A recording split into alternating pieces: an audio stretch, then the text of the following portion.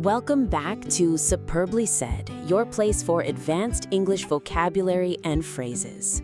And today's critique is based on a fantastic SpeakDuo lesson, one designed for advanced learners who really want to nail that conversational fluency. Absolutely. And you can find more of those lessons and even meet people from all over the world to practice with on video calls over at SpeakDuo.com. It's a great way to build confidence. So today we're moving straight into 8 pretty crucial phrases.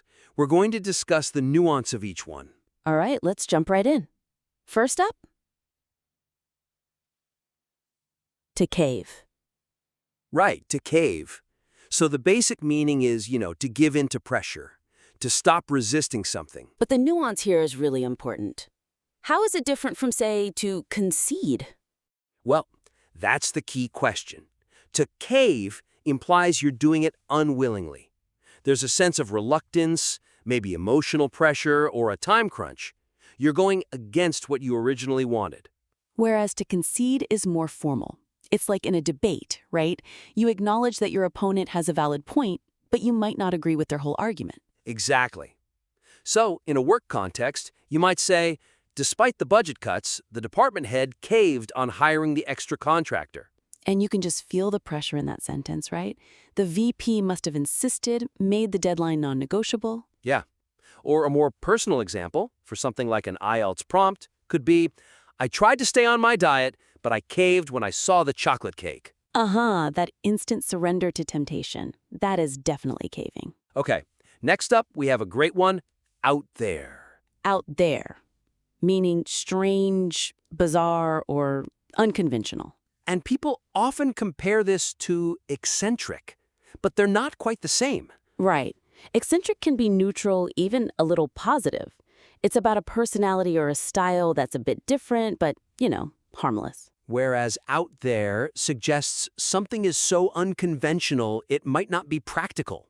It might be too far removed from reality to actually work. So you might hear a boss say something like, that marketing strategy is a bit out there. We need to check if our customers will even get it. Exactly. There's a risk attached to it. But on the personal side, it can be a good thing. Like, I love science fiction movies that are really out there because they challenge my perception of reality. I see. Okay. Number 3 is to make something up. To invent a story, a lie, an excuse. And we're comparing this with a more formal word, to fabricate. Yes, to make something up is very informal. It implies you're doing it on the spot. A quick, spontaneous invention. An excuse. An excuse, exactly. To fabricate is much more serious. It suggests constructing a complex, detailed lie, maybe even creating false evidence to deceive someone. So at work, the instruction would be clear. If the client asks about the delay, do not make something up. Just stick to the facts. Right. And personally, he didn't have an answer, so he just decided to make something up on the spot. Perfect. Okay, this next one is one of my favorites. To scratch an itch. It's so descriptive, isn't it?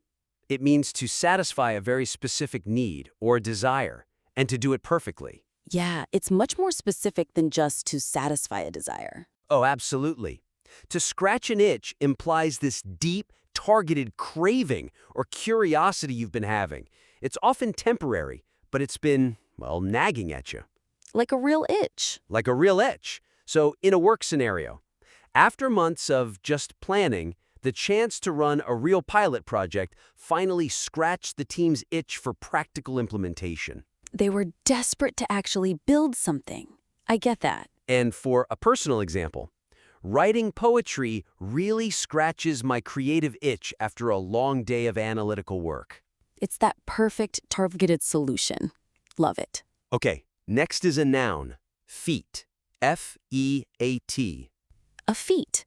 An achievement that requires great courage, skill, or strength. And we compare this to the more general word, accomplishment. Right, an accomplishment is a success. But a feat really emphasizes the difficulty, the extraordinary effort that went into it. It suggests it was physically or mentally tough. So at the office, you'd say, launching the new system on time, despite all the staffing shortages, was a remarkable organizational feat. You're highlighting the adversity. And for an IELTS example, something like, climbing Mount Everest is a remarkable feat of endurance and mental fortitude. Exactly. It just carries more weight. Okay, moving on to a very informal one. To stink. Which means? To be of very poor quality. To be bad or unpleasant. And it sounds so much stronger than just saying something is terrible. It is. Terrible is a general negative comment. To stink is informal, it's emotional. It often carries this charge of unfairness or strong dissatisfaction. So you might hear a colleague complaining, "Honestly, I think the new attendance policy stinks. It unfairly penalizes the most productive staff." Yes, there's a sense of injustice there. Or, more casually, I didn't like that movie at all. The ending really stinks. It's pure personal disappointment. Got it. Okay, number 7. Train of thought. This is the sequence of connected ideas someone is having, the actual flow of their thinking. And it's different from concentration, right? Very different. Concentration is the mental focus itself. The train of thought is the actual thread of ideas you're following. So, losing your concentration is what causes you to lose your train of thought. Ah, okay. So, in a meeting, I apologize, the phone ringing made me completely lose my train of thought. Where were we? Exactly. Or when studying.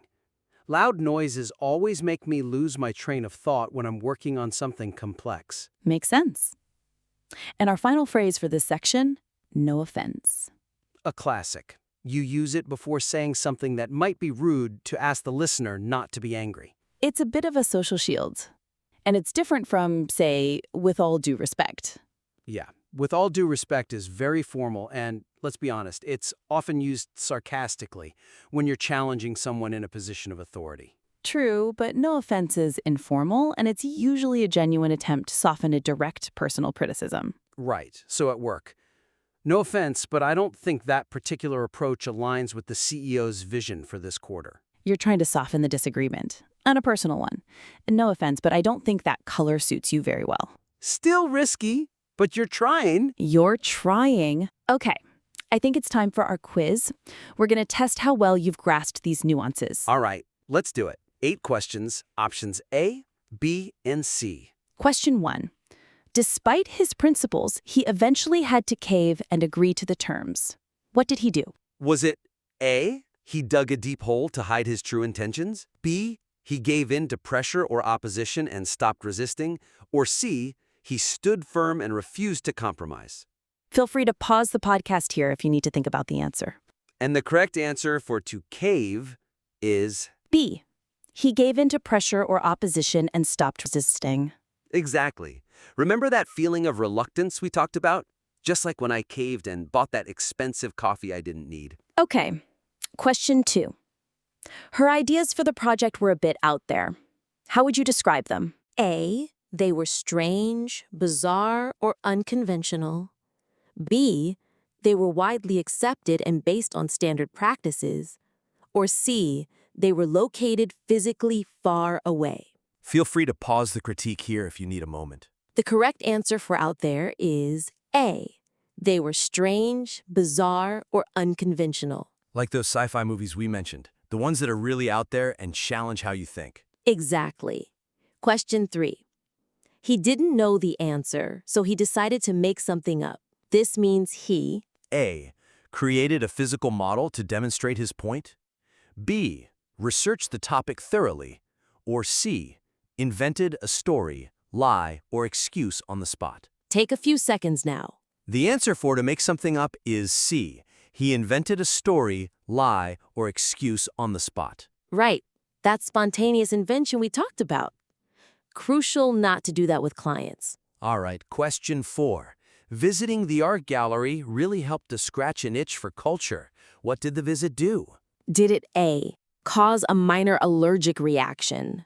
B. Perfectly satisfy a specific need or desire? Or C. Create a new problem that he now has to solve? Pause the critique if you require more time. The correct answer is B. It perfectly satisfied a specific need or desire he had been feeling. Yeah, that visit scratched an itch. Just like writing poetry scratches that creative itch after a long day. Okay, number 5. Completing the marathon was a remarkable feat of endurance. The marathon was A. an achievement requiring great courage, skill, or strength. B, a routine task that required minimal effort.